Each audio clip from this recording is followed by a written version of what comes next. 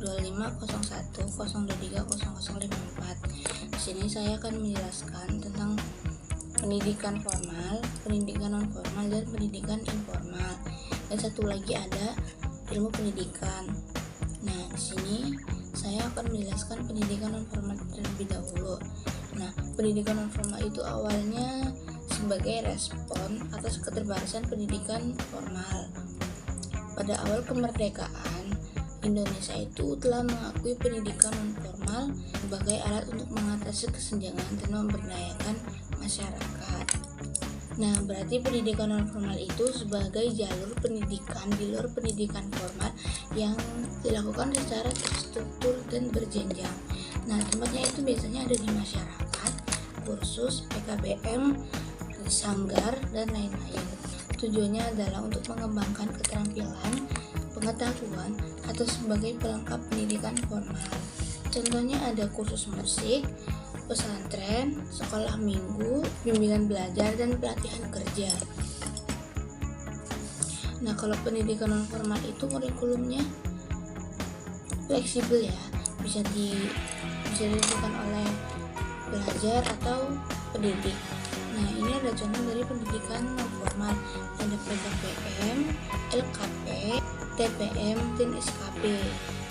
Nah, di situ juga pasti ada tujuannya kan, mereka ngadain PKBM untuk apa, LKP untuk apa. Nah, yang LKP ini kan lembaga kursus dan pelatihan.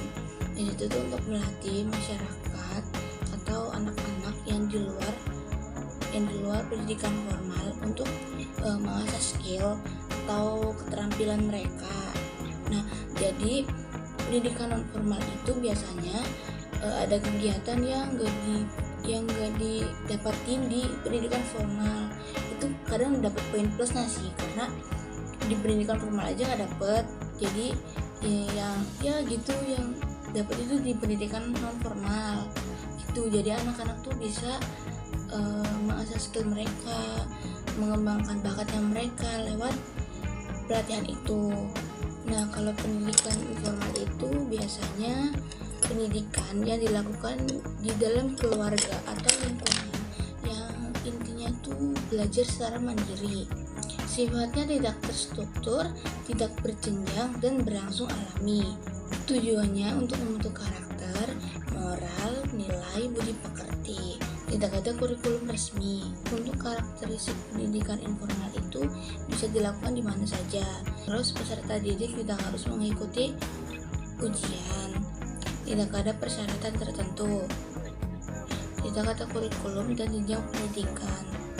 Yang terakhir, tidak perlu adanya ijazah dan dokumen.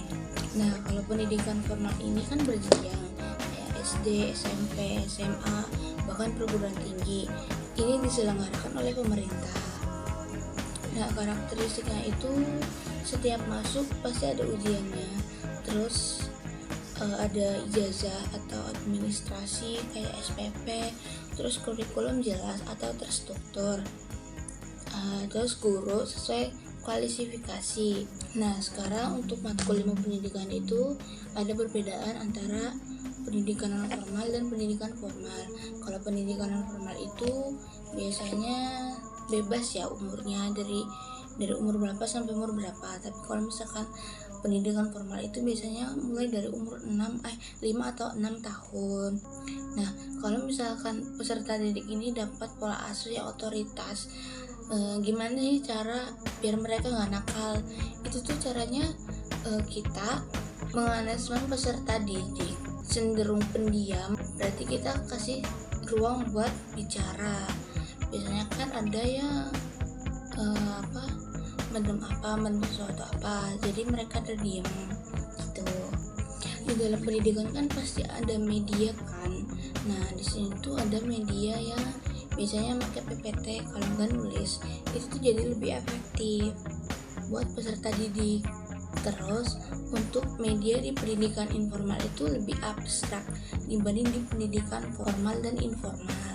Intinya keragaman yang menjelaskan dan memfasilitasi itu juga namanya media. ada media visual, ada media audiovisual, media interaktif, yang terakhir media konkret yang biasanya boneka pakai tangan itu.